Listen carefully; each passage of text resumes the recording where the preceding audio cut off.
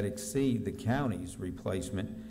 These vehicles currently range from 4 to 9 years with an average of 151,000 miles. Caroline County Sheriff's Office estimates by 2011, an additional 11 vehicles will exceed the county's replacement policy. In fact, had the Board of Supervisors not approved, which I commend you, because you approved it so that we were able to purchase these vehicles on the price to which we actually saved money, the average mileage for our entire fleet would exceed 120,000 miles by the end of the calendar year. When followed, the current replacement policy we found does work. Increasing either in age or mileage requirements will not save tax dollars. Any possible savings would be lost in repair and maintenance cost. I have put in a vehicle there that was an 04-8, which is 7 years old. It listed 138,899, but in actuality, we ran that mileage and looked at it as the major looked at it today, has 142,247 miles on it. So hopefully that, and again, I urge each and every one of you, if your constituents are asking about our vehicles and the number of vehicles and stuff like that, they're all my constituents. Please have them give us a call. We'll show them what we have. I don't know if there's some in the audience, and I'm going to touch on this because somebody was talking about, well, we see vehicles that are parked down in Frog Level, or we see some that might be out there off of 639, or we might see some at the Visitor Center, or we might see some here at Town Hall. Let me advise you, like I'd like to tell all of our constituents, we have a stringent policy when it comes to the take-home vehicles. Those vehicles are driven by officers and deputy sheriffs that do not live in this county. Counties around us, such as Spotsylvania, Hanover, or my former agency, the Department of State Police, allow them to take the vehicles. They don't even live in the county. And they're taking those vehicles back and forth, which increases mileage, which again the county pays for that gas. So ours stay in-house. So if they think we have so many vehicles, they're assigned to those deputies.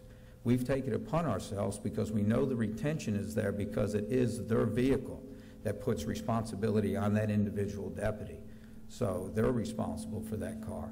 If you use a pool car like what I did back in Henrico, that ran 24/7, we had vehicles breaking down left and right. We've had some that were involved in accidents, which again hurt our people.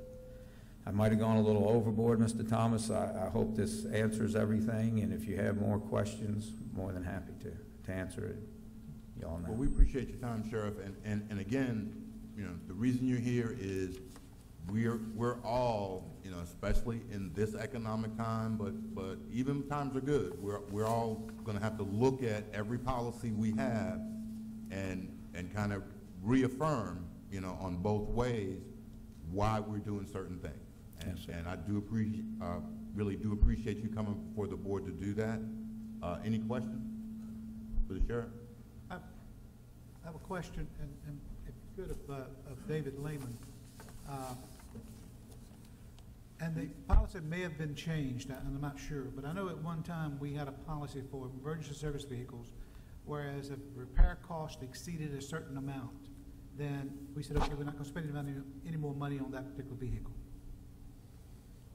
Has that changed? I don't know of anything in black and white for that. We're utilizing the same policy for the most part, the county policy, although it is somewhat dated for the fire rescue community as well. Mr. Akers, it is. In the vehicle replacement policy, that is still there. I was thinking it was. Yes, sir, it still is. And we look at that too, and we bring that before you, that it costs so much more to replace it. David, you may need to take a look at that. Maybe you're not using it, but it's in the policy. You're not going by the policy. You need to look at that. Mike, you had some questions. So you had Mr. Akers, in the policy, it does have a provision for a one-time repair cost in excess of 50% of the value of the vehicle. There's also a provision in there on cumulative repair costs. Yeah, I was thinking, because the sheriff mentioned that in his presentation that there were two vehicles that would have been better off to have bought new vehicles rather than repairing the vehicles that you were repairing. And I was thinking there's something that should prohibit us from doing it. his total maintenance was that for 2 vehicles. And if I can add one other thing too, because again, these vehicles, when they meet the requirements to be replaced and we have that much mileage, it still stays within the county. We turn them back to y'all to where you feel that it needs to go, whether it's the schools, whether it's the fire departments. So again, they're still your vehicles. Thank All right? Sheriff? Yes. Do you plan to leave right now, once No, you're sir. done? No, sir. I mean, we're done? I can stick around. I mean, you don't have to. Can I ask you a couple of questions that are not really county business? Like you work for the state police.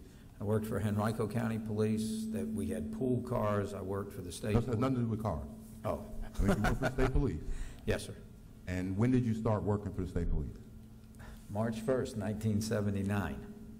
And I left June. I was teasing because she was interviewing me and asked, and I could remember the dates. So that was March 1st, 1979. 1979. Through June 7th of 2003. Okay. You started in 79.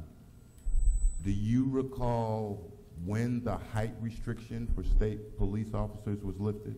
Yes, sir. That actually goes back to when, back at my Henrico police time, they used to be 5'8". The state used to be 5'9". That was back in the mid-70s.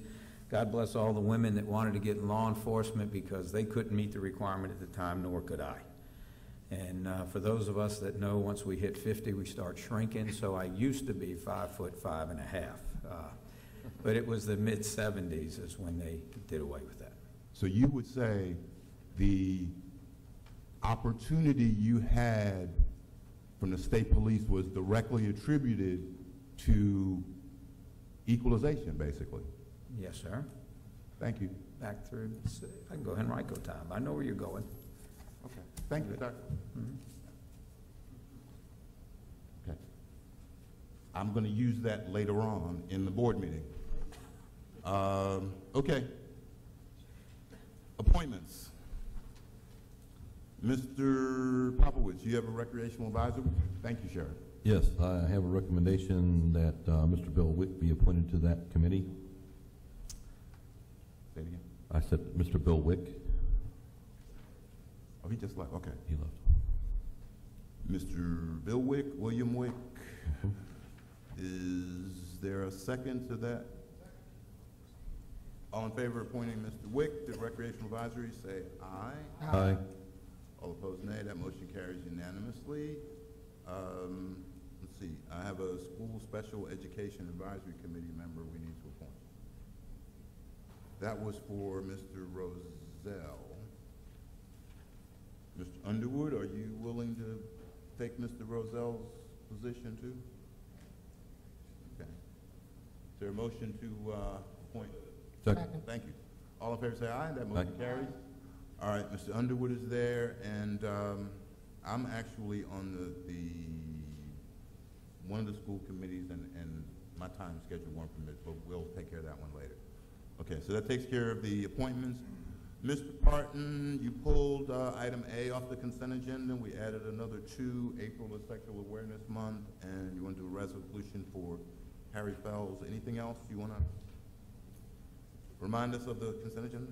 Everything else remains the same, Mr. Chairman, and that is the approval of the warrants, the review of planning commission actions, the proposed transfer of ownership of the Gator utility terrain vehicle from the county to the state fair, confirmation of the authorization to pre-order the ambulance for fiscal year FY12 that was verbally approved by the board at the last meeting, and the proposed amendment of the FY11 school budget to appropriate additional mentor teacher program funds. Mr. Chairman, Mr. Underwood. I'd like to pull item F.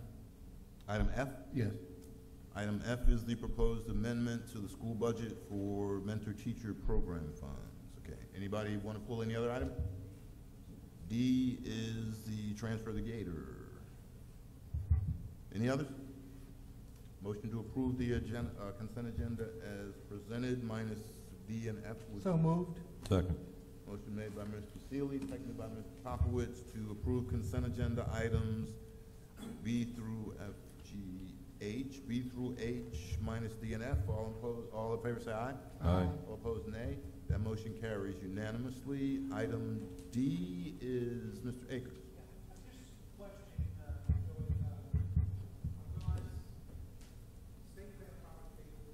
Yes. And donated. Yes, sir. As part of our budget process when we started the state fair, that we would need something to utilize there. Due to the concern of the board of us purchasing this vehicle, the state fair paid for it and asked that it be put in their name. They can use it whenever they want and would give it to the county to use at our pleasure as we needed that it was requested.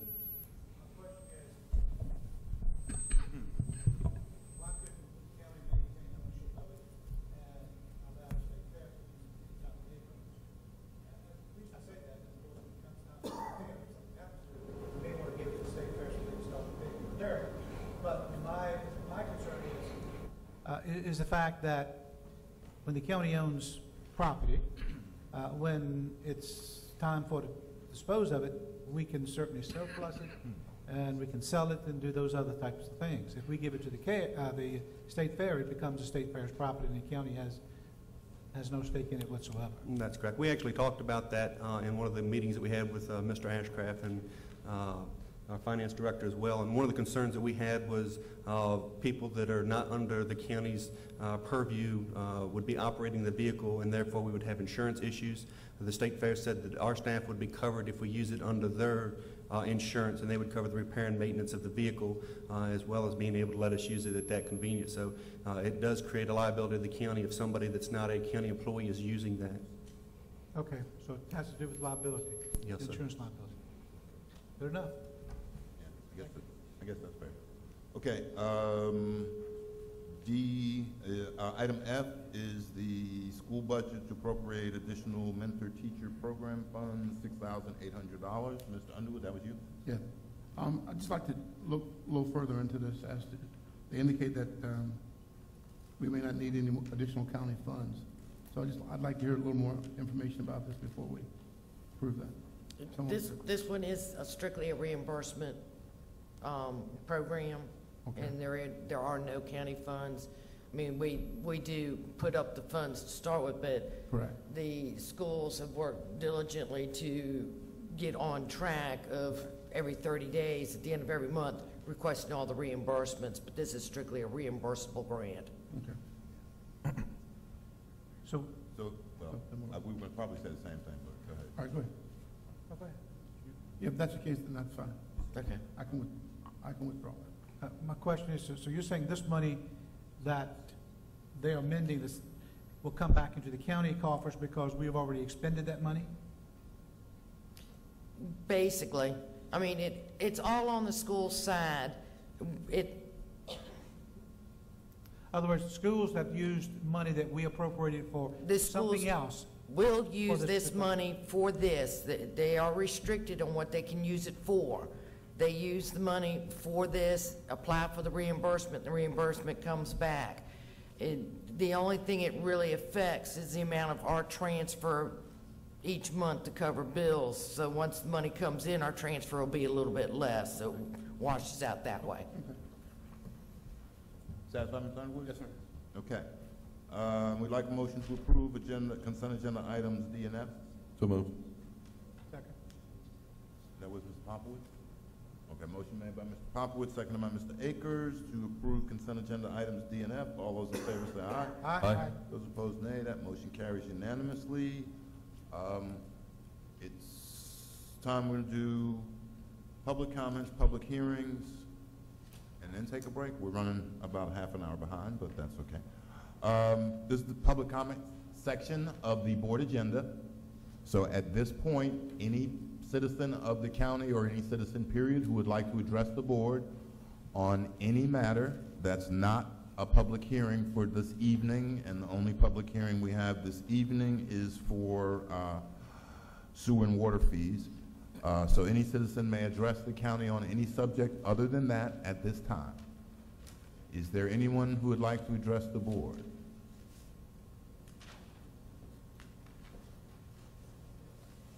And when you come to address the board, would you please just state your name and your voting district? You don't have to give us your address or anything like that. Just name and voting district.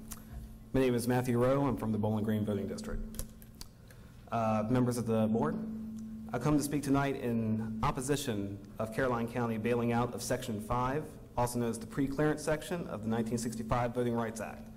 This section provides a protection of minority voting rights, rights that would otherwise be subject to potential impairment by some government officials. Under the Act, any attempt to change a voting qualification or prerequisite to voting, standard, practice, or procedure with respect to voting, including redistricting, must be pre-cleared with the Department of Justice.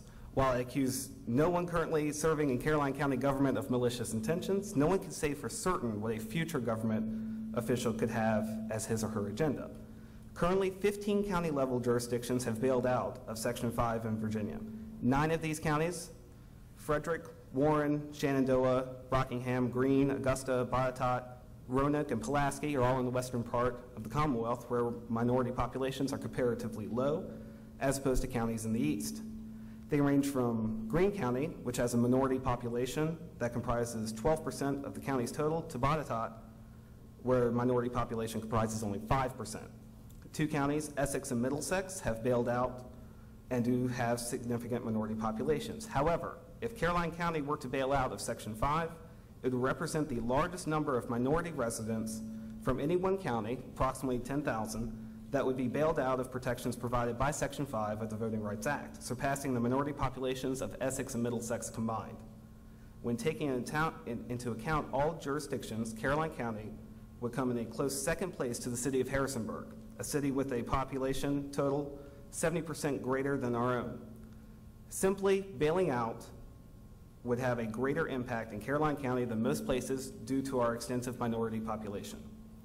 While the case can be made that a county with a relatively small minority population may not need the extra layer of scrutiny of pre-clearance, that case does not hold true here. Removing that extra layer of scrutiny in our case would fundamentally change the voting rights protection in Caroline County by removing a historic protection that covers over 1/3 of our residents. I would request that the Caroline County Board of Supervisors not allow or pursue any bailout of the pre-clearance section of the Voting Rights Act of 1965. This statute is intended to help ensure that all citizens have equal rights to go to the polls, cast their votes, and have their say in government. Thank you for your time, and I can submit a copy of this for your records if you wish. If you have one, that would be great.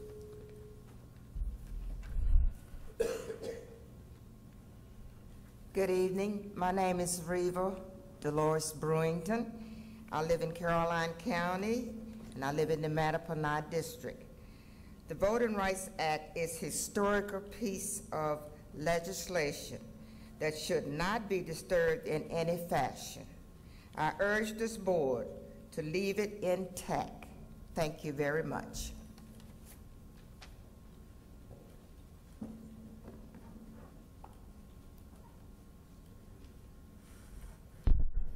Linda Keith, Mattaponi. I walked in at the end of the budget proposal section, and a question was made, how do we pay for the school?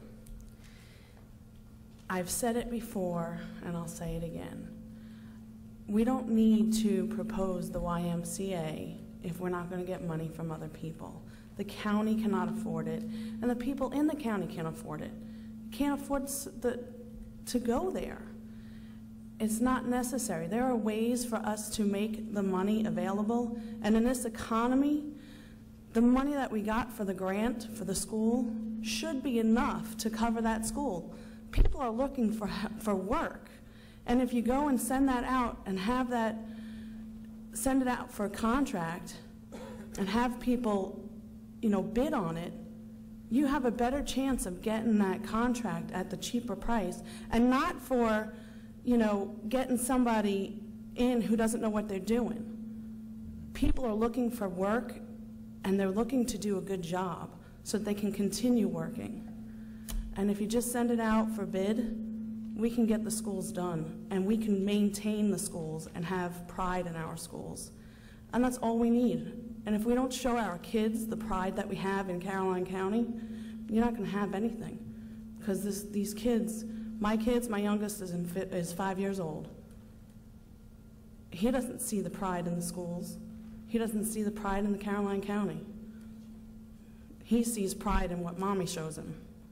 And if the county doesn't show pride in anything, then this county is going to be lost in a couple of years. Thank you. Thank you.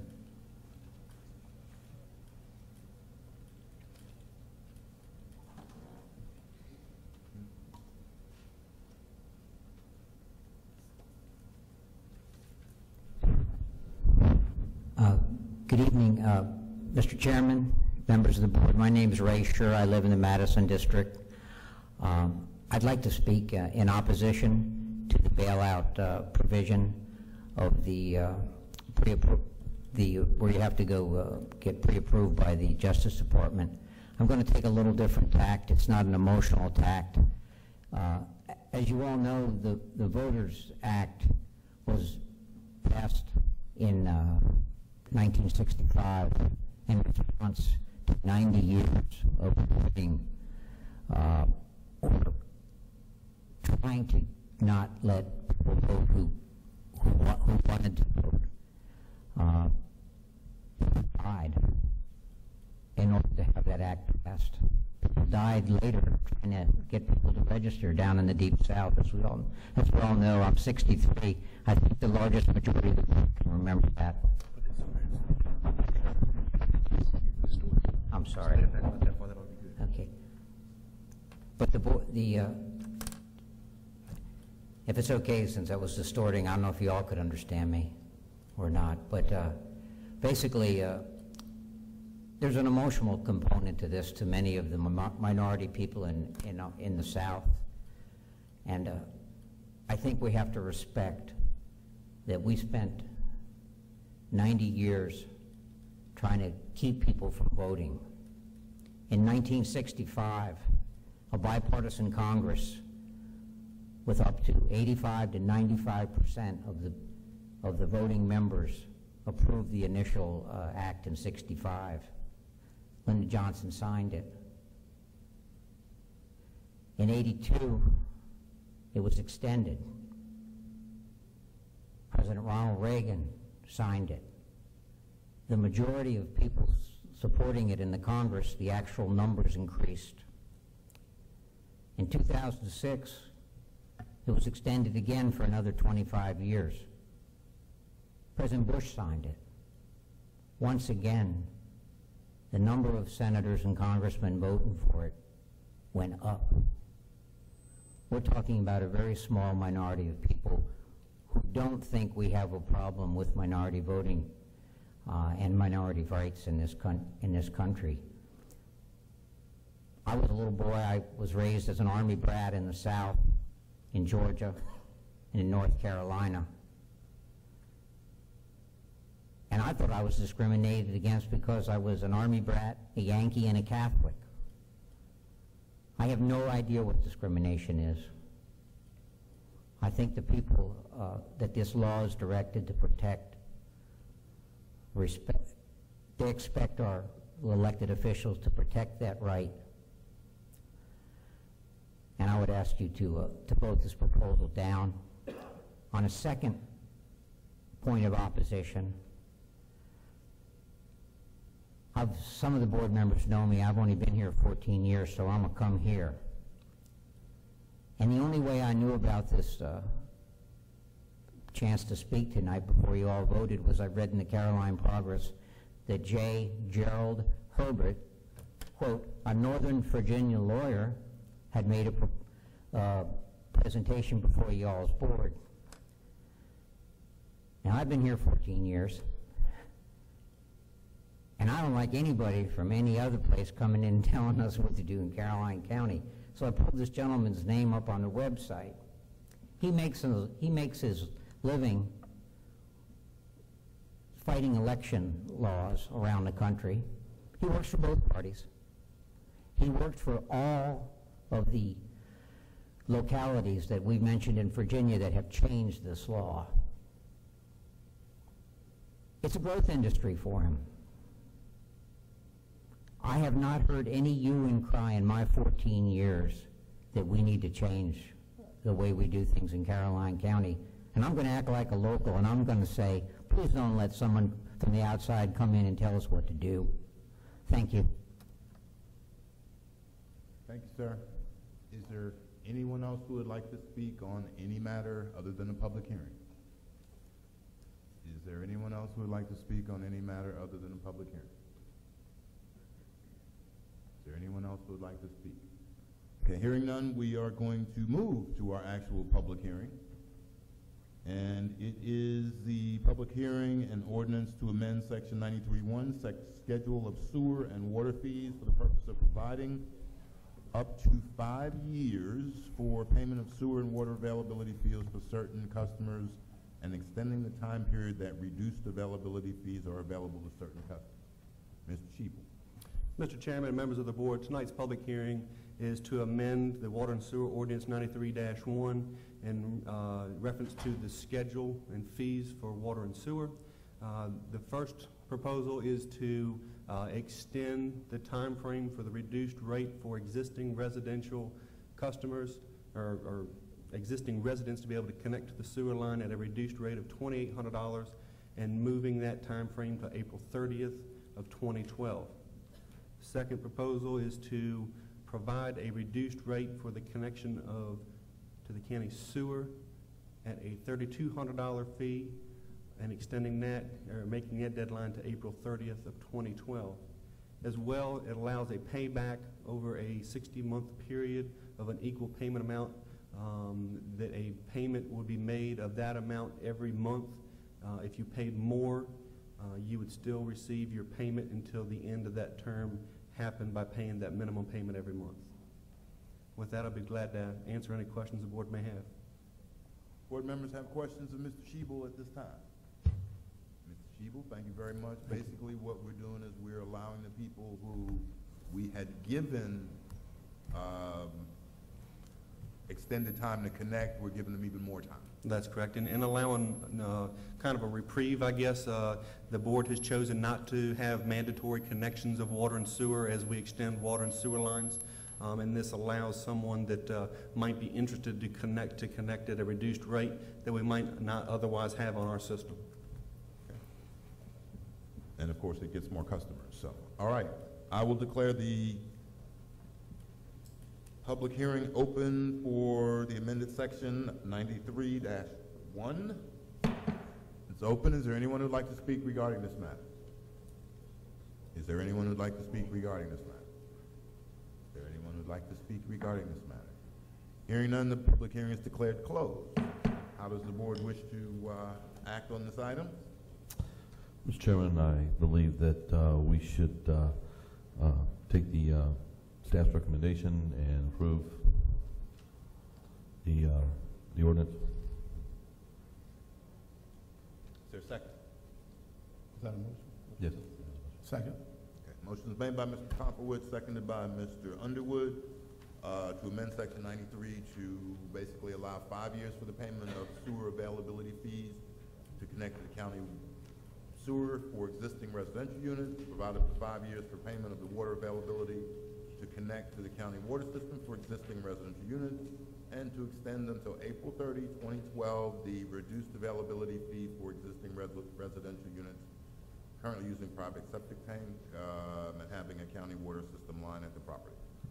Discussion. All those in favor say aye. Aye. Aye. Those opposed, nay. Why? Why? You gotta get your reason.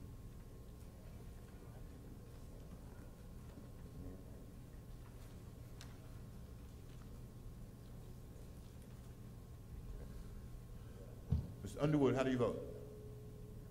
Aye. Mr. Popwood? I vote aye. Mr. Seeley? Aye. Mr. Akers? Abstain? And I vote aye. Motion carries 4 votes in the affirmative. Moving to agenda item number 6.